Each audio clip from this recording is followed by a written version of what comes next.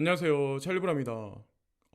지금 현재 금리 발표를 코앞에 두고 있는 현재 시점. 그래서 오늘 몇 가지 이제 좀 짧게 이제 영상을 만들 건데, 일단은 이게 의견이 되게 분분해요. 지금 현재 이제, 우리는 이제 개인이니까. 근데 제가 되게 오래전부터 이 그레이스케일 자산 운용사 이제 포트폴리오에 저도 이제 많이 투자를 하고 있고, 비단 비트코인뿐만 아니라 이 OTC 심벌을 되게 중요하게 이제 봐야 되고, OTC 심벌에 있는 코인들은 전부 다 이제 ETF 될 가능성이 높다라고 지난 수년간 저는 주장을 해 왔습니다. 그래서 지금 어찌 보면 비트코인 ETF가 직전에 있는 현재 상황일 수도 있어요. 지금 현재 상황이 어쩌면 많은 사람들은 아마 비트코인 ETF에 아마 집중하는 사람들이 되게 많을 거예요. 특히나 이제 블랙록이 먼저 선도적으로 이제 승인될 거라고 생각하시는 분들이 되게 많아요. 저는 이게 먼저 될 거라고 생각하는데, 제가 예전서부터 이제 계속 말씀드렸죠. GBTC가 승인이 되면 ETF 전향되면 나머지 우리가 투자하고 있는 비트코인 캐시, 이더리움 클래시, 호라이즌 라이트코인, 스텔라 루멘 지캐시도 될 가능성이 상당히 높다라고 생각을 한다. 그래서 그냥 강력하게 지지하고 그냥 홀딩을 하는 게 큰 수익을 결국에는 장기적으로 가져갈 거다라고 제가 말씀을 계속 드렸던 것 같아요. 예. 그래서 마지막 판단은 개개인들이 하는 겁니다. 예. 그러니까 러셀 지수를 보고 그거를 보고 이게 비트코인 ETF가 된다 안 돼, 이게 아니라 하여튼 요 결과값은 반드시 나올 겁니다. 그래서 이것에 따라서 아마 많은 대중들의 미래가 아마 분명히 결정이 될 거예요. 자, 여기서 이제 그렇습니다. 자, 이거를 먼저 이제 말씀드리면서, 그래서 며칠 조만간에 이제 제가 정리해서 근거 자료를 토대로 해서 이제 말씀드릴 거라고 이제 계속 며칠 동안 이제 말씀을 드렸죠.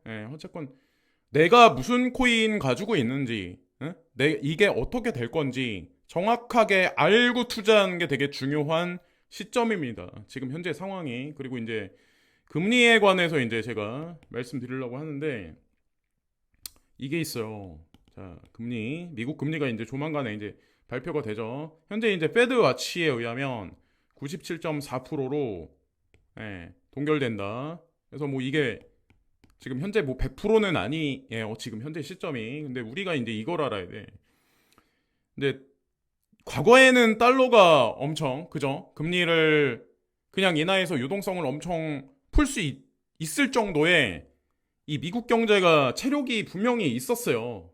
예전에는 아실 거예요. 근데 그냥 한국 대중들이 미디어를 보고 그냥 판가름할 수 있는 지금 현재 미국 경제 수준이 아니에요. 예전같이 그렇게 돈을 쉽게 금리 인하를 하면서 쉽게 장기적으로 풀 수 있는 그런 시점이 아니에요.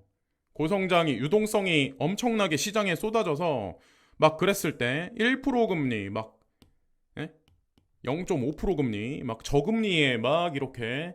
근데 앞으로 고금리가 저는 되게 오랫동안 갈 거고, 고령화 추세, 인구 감소 추세에서 G7은 지금보다 녹록치 못한 상황으로 GDP, GNP가 저성장 국면으로 전 이제 들어갈 거라고 계속 주장을 해왔는데,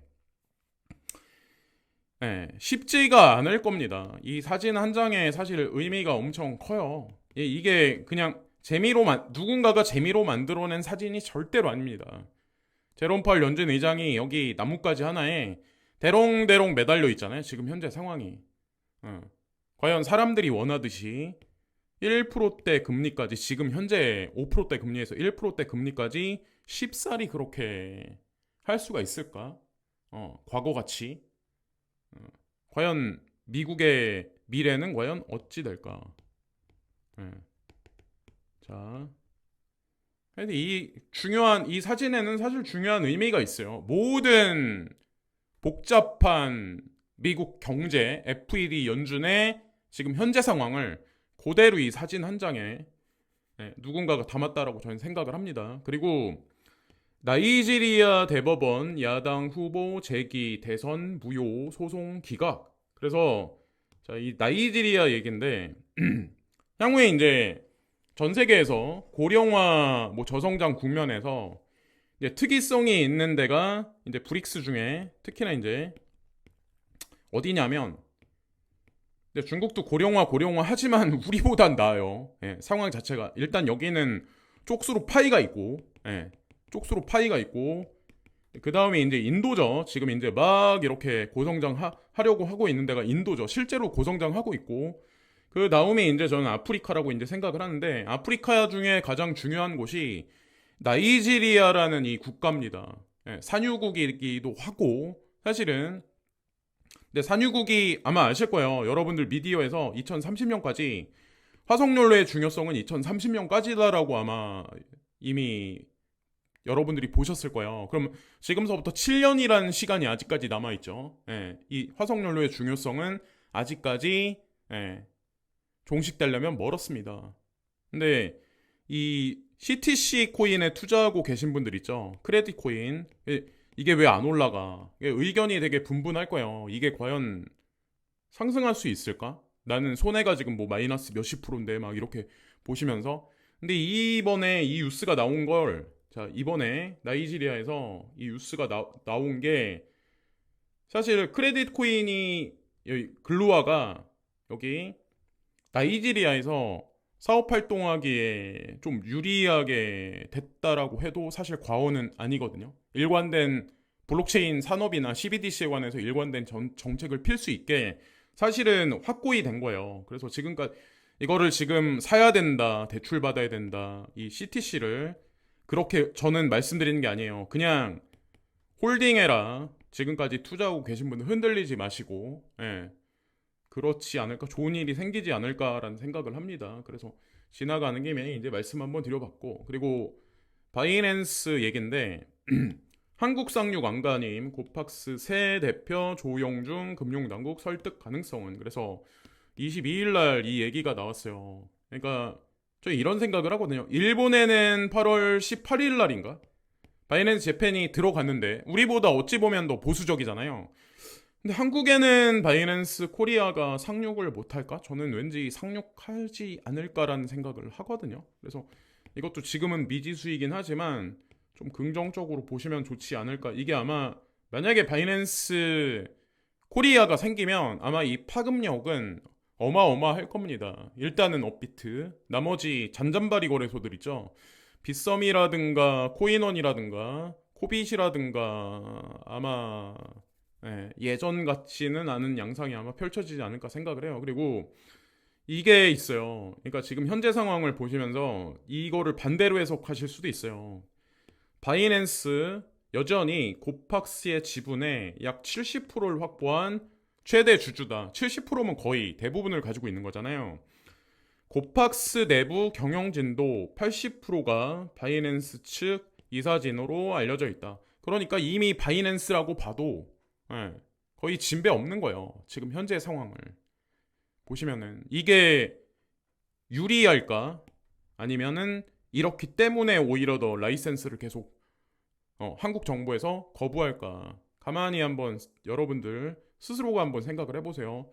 중국 자본과 중국 경영진이 거의 고팍스를 점유를 했다. 이게 유리할까? 불리할까? 과연 한국 정부의 선택은 어떨까? 자, 그리고 자, 여기 이제 요즘에 이제 말 참 많죠. 이성균 참 안타깝게 생각을 하는데 등 따시고 이제 배부르니까 이제 그죠. 막 대기업 총수 뭐 자제분들 뭐 그런 사람들 뭐 보면은 돈 많고 막 여유 시간 있으니까는 궁극에는 이제 말초 신경을 건드리는 자극적인 거를 극도로 찾는 거죠. 그게 결국에는 뭐 이런 걸 찾는데 자, 이 얘기는 됐고 상관없고 저는 이런 거 관심도 없어요. 이 사람이 뭐 어떻게 되든 말든. 근데 이걸 말씀드리려고 하는데 강남 빌딩 1년 만에 매각 재조명. 그러니까 이 법인이 있는데 1년 만에 그냥 팔아버렸대요. 왜 그거 아시죠? 부동산을 매입을 하면 세금을 내야 돼. 근데 조금 올랐는데 이거 정리해봐야 세금밖에 안 낸다고 하더라고요. 예. 세금 치른 거밖에. 그래서 그냥 본전칙인데 한 100억 조금 넘는 건물. 근데 그러니까 돈 번 게 없죠. 근데 왜 하필 지금 매각을 했냐? 예? 이 상업용 건물을.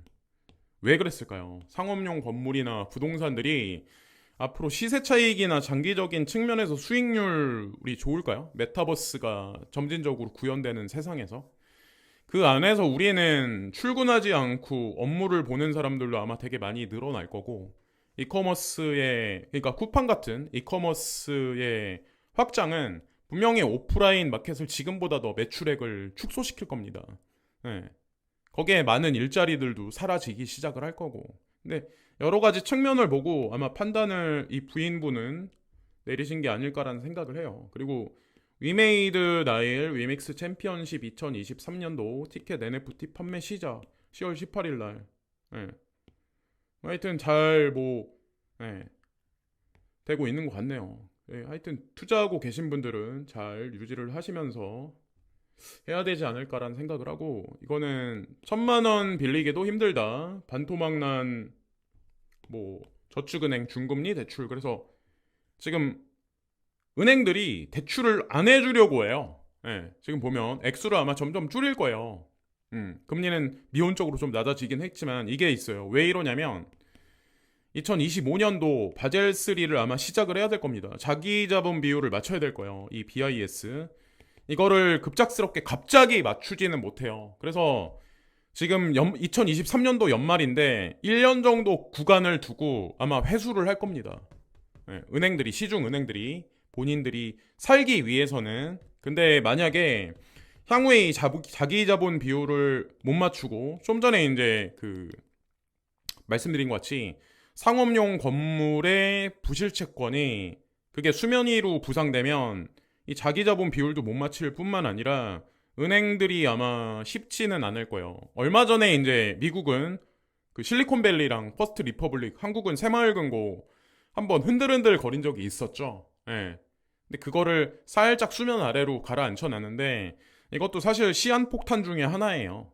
사실 심지의 불이 지금도 진행 중인 거고 꺼지지는 않은 현재 시점입니다. 예. 그래서 이것도 이제 주의점으로 잘 보셔야 되지 않을까라는 생각을 합니다. 지금 당장은 아니겠지만 어쨌건 이 시한폭탄의 초식에는 계속 매일매일 움직이고 있지 않을까라는 생각을 합니다. 자, 여기까지 말씀드리면서 오늘 방송을 마치겠습니다. 그래서 내가 투자하고 있는 코인이 과연 어떤 코인인가, ETF가 확실히 될까, 여러 가지 생각을 하면서 이제 정리를 해야 될 시점이 아닐까 생각을 합니다. 여기까지 말씀드리면서 방송을 마치겠습니다. 좋은 하루 되세요. 감사합니다.